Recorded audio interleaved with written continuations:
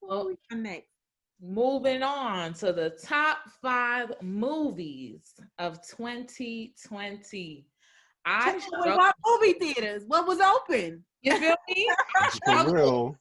Streaming.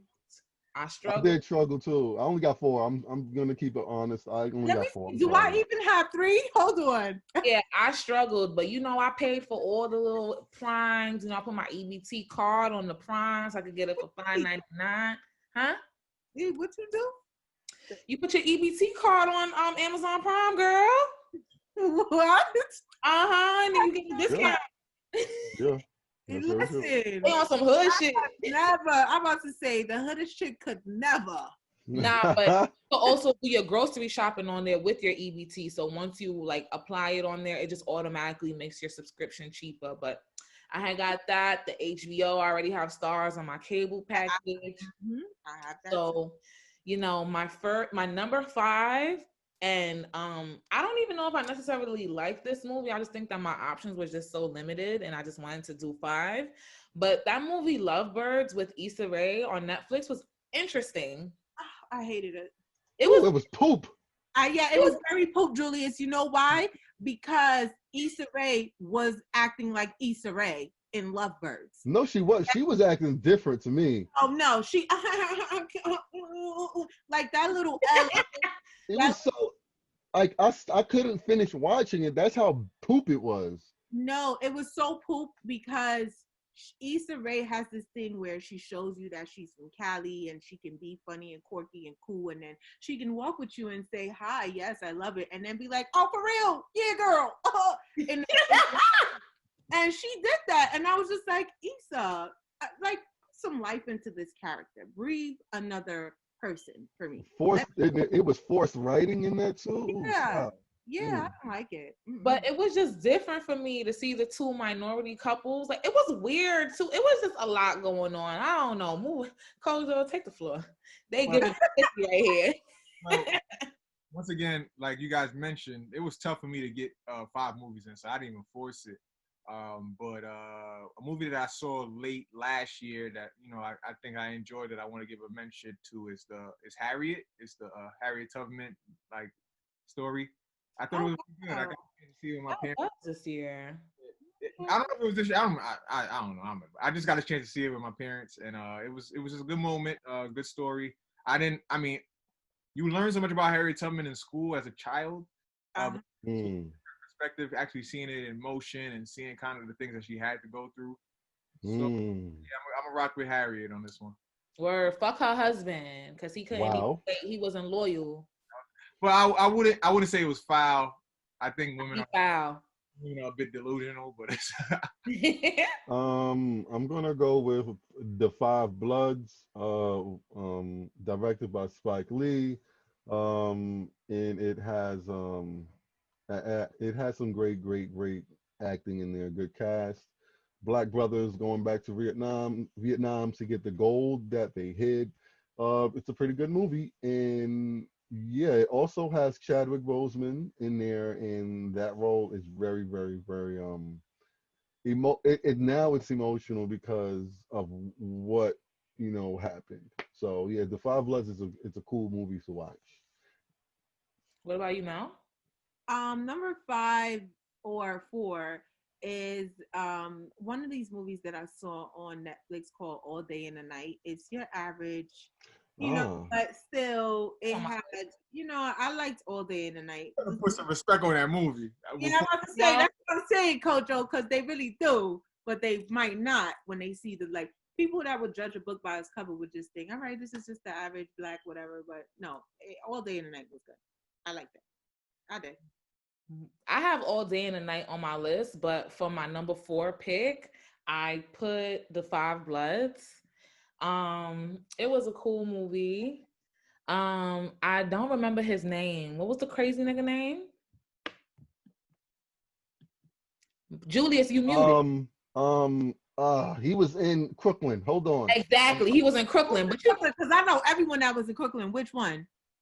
The pop. The father, Delroy Lindo. Oh, yeah, I know who that is. Delroy Lindo. And also my boy Atticus from Lovecraft Country was in there. You know, he was his son. It was a dope movie. My only gripe with it was I couldn't get over the age difference. Like Chadwick Boseman was supposed to be like the same age as the other characters, and they were supposed to have aged after the war, and Chadwick just looked significantly younger than everyone else. Well, that's because Chadwick, he was dead in the film, and that was a ghost. So every time they did it, it was a flashback. I know, but when they try to make the old heads look young in the flashback, they still look older than Chadwick. So I want to applaud Spike for that risk that he took, because it was different. Because in flashbacks, you usually get the younger people. So I liked it. You know, I'm not mad if anybody else didn't like it. So, you know, I understand. It was just weird, but Yeah. I liked the movie. Yeah. I liked the plot. I would have never thought to even care about the stories of Black vets. And, you know, it made me interested to do some research, find out Snoop Dogg's dad was a vet and he was in Nam. Like, it was really cool. It was really cool. All right, so my number two, because I only got three. What did I say it was? Hold on. Boom, boom. I got a list right here. Oh yeah. So my number two, because I only have three, is Bad Life. That was this year? Yeah. Top of the year. Y'all gonna keep saying that. That was this year? It was this year. It was. What was this year? What was it called? Wait, hold on. I switched the Lovebirds one out. So put the Five Bloods and put Bad Boys in there for me. Okay. Martin Lawrence, Will Smith. You know what I mean? Yeah. I think, you know, obviously the story, well, seeing those two at that point in their age and stuff, it was kind of weird, but you just got to get through. I'm just such a loyalist to that movie. Once again, it might be the power effect. Here we go with the loyalty. No, but they made it work, Kojo, aside from loyalty. Like, it worked. Yeah, Martin, he was like slow and not as active as he could be. Like, they really made it work. It was dope. Fun fact, it's the highest grossing film this year. See what I mean? Okay, Black Power. I swear to everything. While I was doing my research, I was like, let me do my research. And then I saw a top highest grossing film. We had nothing in theaters. Together, Bad Boys for Life, baby. Hey, facts is facts. We bad boys. Well, I want to say I actually do have five now. So my number four, I'm going to say Hamilton. It came out on Disney Plus. The soundtrack was amazing. Hamilton, the movie was incredible. You know, if you say the soundtrack, it was amazing. Like, I'm a soundtrack person. What you know about soundtrack? Alexander Hamilton. Fire. It was that good, huh? My friend gave me her Disney Plus to watch Hamilton, and I've never watched him. Son, Hamilton is extremely good. Hamilton is very, very good. You should definitely watch it. If you love musical, watch it. If you love Broadway, watch it. Lin-Manuel really, really put his foot in that work. Okay, well, this one can be 4 or 3. I don't know how you guys are gonna break it up because I know that Kojo doesn't have all 5, but I loved 40-Year-Old Virgin, and that was by Rhoda Banks. Well, I don't know how to yeah, she was really good. I liked it a lot. I think I just liked it because to me it felt like when you watch it, it felt like a Spike Lee movie, the way she did certain scenes or how it was shot. And then it also felt like a collab between Issa Rae and Spike Lee, if I can say that. The old Virgin that we grew up on, right? No, Virgin. Virgin. 40-Year-Old Virgin. So you remember the white guy? Virgin. What is it? The S. With an S, Virgin. There's more than one. Yeah, not the one with the white guy. Yeah, Virgin. Virgin, like no, Virgin. What happened? Why you spell it? Version. You got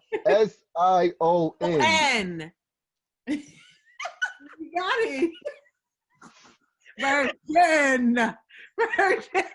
I'm like, you gotta look that way. That way, he's the one that's confused. Is it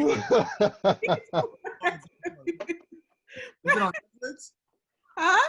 Where's It's on Netflix. On Netflix. So it's like, to me, it feels like a collab between Issa Rae and Spike Lee. Although she did the directing and stuff, I liked it a lot. I liked her, like, I don't know what you call it. There was that one word she kept giving us the antonym for, whatever. It was like really, I forgot what the word was, but I like the storyline. Even with her being older and crushing on the young boy and all that good stuff, I just really like the storyline. And yeah, I would want you guys to just go and see it for yourself. But I definitely like the fact that it was shot a lot in black and white. That to me was like, oh, nobody's playing around with black and white, you know, the Casablanca type. Okay. You know what I mean? I like that too. But it was really good and the storyline was great. Okay. The average white person snubbing the black person for a film award or something like that. You know, I like that, the fact that they touched on that with her writing and all that stuff too. So it was really good. Then they had the little black girl that was like low key a lesbian, but she was kind of like clowning the AG or the dyke, and it just showed Some boosie shit. Yeah, she was like some girl from New York that was like, "Shut up, bitch! That's why you a dyke." And then low key, she ended up liking girls. So it was like, okay, I get Motherfuckers. it. Motherfuckers. Well, Kojo, you said you have 3, right? So I'll wait. Julius, you have 5 now? Yeah, I got 5 now. Mel, you Number have 5? I have 5. Technically, 2 of them are like little docu whatever. They broke it up into 4 different things, but you guys let me know if it's considered. I mean, under Netflix. nah. No, under Netflix movies, you can find it under Netflix movies though. But online on Google, it says that it's considered a Netflix TV show, but I don't think it is. All right, but that counts for 1. That counts for 1. Yeah, it's 2 different ones though. Okay, cool.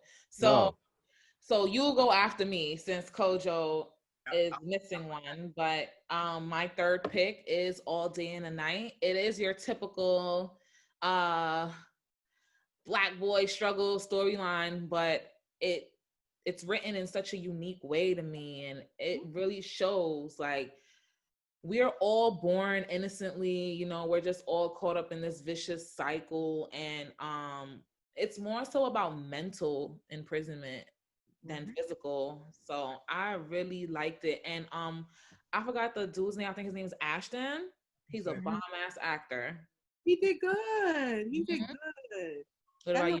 In prison when they, you know, who was gonna stab who? I was like, and then his pops came through. I was like, what the pops is? That's crazy. What about you, Mel? What's your 3rd pick? Oh, okay. So this was one of those that I don't know if you guys want to consider it a movie, but to me it was Self-Made, and that was like the story of Madam C.J. Walker, and they broke it up into like 4 different episodes, but it's not something that's going to keep coming back every year. They just kind of broke it up because it was longer than the average movie time. So I really enjoyed it. We get to see just like how the men behind successful women kind of break apart from them when they start glowing up, or sometimes what the drama is within the household. Because I didn't want to choose sides. I like to see it from a man's perspective. You know, he did help, and I mean, when he started to feel entitled, you can see why the average boss woman would be like, well, no, this is my stuff or whatever. But I love the story. And it was very inspirational, especially during this year where a lot of us were sitting at home trying to figure out what type of businesses we wanted to get into. And we see this powerful Black woman that is known for being, you know, one of the first forefronts out there that created the perm and all that good stuff. So I loved it. It was really good. My number 3 pick is very, very, very hard. I want to say these 2 movies are tied for my 2nd, but I can only choose one to put in number 3. So I'm going to put Miss Juneteenth up there. It is a film directed by Shannon Godfrey Peoples. It is directed and written by her. Also, it stars Nicole Berry and Kendrick Sampson. The guy from Insecure, the light-skinned guy from Insecure. I love him. Oh my God. This film was extremely great. This was her film debut. It's a story about a Miss Juneteenth pageant, and was literally the film was released on Juneteenth. Incredible film. I really, really suggest you watch it. Shannon Godfrey Peoples is the next best director, and the next best director and writer in film, not just a woman, not just black, but film. Period. You need to get paid for this. This can't be free. This can't, this can't be free no more. No funny shit, right? So we're gonna move on to the second spot. No, My, one? Oh, second. Okay, sorry. yeah, the second movie, my top second movie of the year is called, wait, let me make sure I'm saying the name correctly. It's called Black Box, and it stars Felicia Rashad in it. It's on Amazon Prime. First, I can appreciate Felicia Rashad's like second career that she's having right now. It's like a lot of people are tapping her to do a whole bunch of projects. She did Jingle Jangle. She's even doing music videos and shit. So, but they always have her playing some crazy woman. But it was cool seeing her play this role. So I don't want to give away too much, but basically this guy loses his wife and daughter in an accident. No, just his wife in an accident and his memory. And a doctor helps him remembers who he is. But it's like a crazy sick ass plot twist that I just have to stop saying the plot from here without giving it away. So if y'all have Prime, definitely check that out. Sounds good. What about you, Kojo? Oh, so I only have one more, but you know what? A movie did come out this year that I enjoyed because you got to mention the Amazon Prime. It's a documentary though. It's like a. Me too. I got one of those. So it's called The Kid from Coney Island. It's the Stephon Marbury story. Oh. But I like the Jordan one too. Yeah, I wanted to add Last Dance, but that's a 10-part documentary series. Yeah, so it was a lot. It was a lot. But yeah, so The Kid from Coney Island. I grew up in Brooklyn, played basketball, went to Lincoln. So like, and I'm a Knicks fan. So Stephon Marbury is an important part of who I am as a person. You a Knicks fan? I'm a Knicks fan through and through. You loyal. That's why you're loyal. You know that. Oh no, we cut from the same cloth, bro. I'm a Knicks fan. I don't even watch them play. See? I'm gonna say y'all don't even watch sports. Watch them. That's why. So I'm just loyal to the Knicks forever. But nonetheless, the story about Stephon Marbury, basically his rise, fall, and then his rise again, and now him being who he is it was an amazing story to see. Actually, he came to Dyckman Park in the summer just to showcase a little bit of the movie, and I was there. I got a chance to meet him. So, that movie actually holds a special place in my heart. So that's going to be my number 2.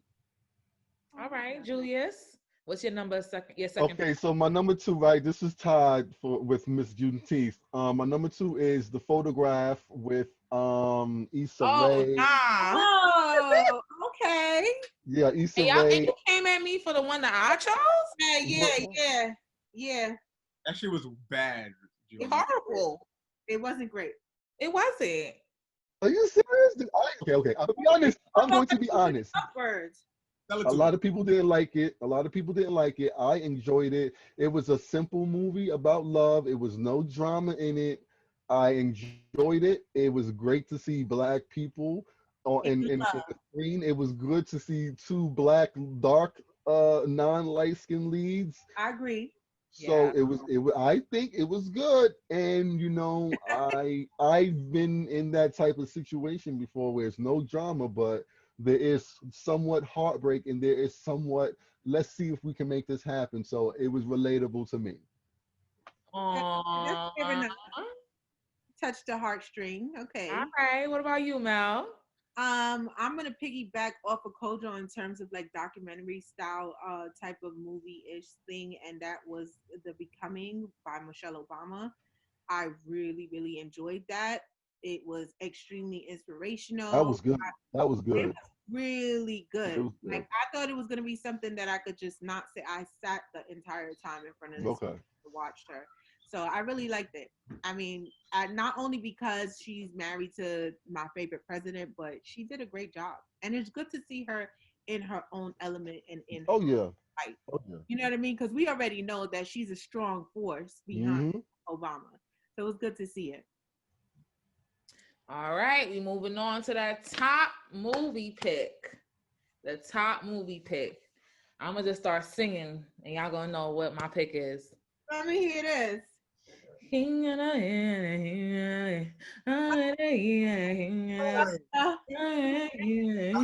Beyonce. Period. Black is King. That shit was bomb. That shit was so bomb. I don't even know the words, but that's my shit. And I cannot believe I didn't listen to the soundtrack when it came out because there was this Burna Boy song on there that I was like, damn, I never knew the song and it then came out. So Beyonce, I know she's doing this shit for her kids. She's in like a different chapter in her life. She's not, she don't care about the accolades no more. She don't care about the applause. She's out here trying to be a cool mom. So I could salute her for that. All right, well, my number one you guys mentioned, I guess it just hit me a little differently. All Day and the Night, I watched that movie and I was just like, damn. Oh, so y'all feel me? Good movie. I was proud of y'all. See, when I brought it up, I didn't know how y'all was gonna feel, but now, I know Kojo like it because I seen him talking about it on Twitter, and I know I fuck with it. I was like, okay, I'm like, okay, this was a good one. Yeah. Being a young black kid growing up in Flatbush, just knowing the cycle, and I got friends in jail, I got friends who's home, I got friends who just got out 2 days ago. I got it all. Like, it's just a lot, you know what I'm saying? So like that Ev mentioned it, it's about the mental. Yep. You know, we all do grow up innocent, and we just, our life experiences create these, in a sense, monsters. I don't feel like, you know, the bad decisions that we make are instilled in us like from birth. I think it's something that we develop and we try to adapt to the neighborhood, and we trying to survive. So survival leads you to become somebody that you might not truly be. But when you're trying to preserve life, you do things that, you know, you may not fully, you know, but you got to pay the consequences. So yep, you sure do. Don't mute you. No, he's not. He's just being a fool. Oh no, he really is. Wait, Julius, you really on mute? It don't say mute. Get them headphones out. Listen, Tupac. Can you hear me now? Yeah, we can hear you now. You can hear me now? Yeah. Okay, so I'm going to go with The Invisible Man. Wow, The Invisible Man was incredible. The cinematography was insane. It's a thriller horror with what's her name? Elizabeth Moss.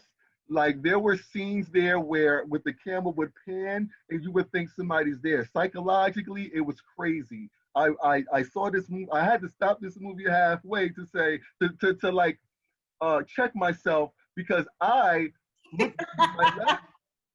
I looked to my left and I was like, is there a person there?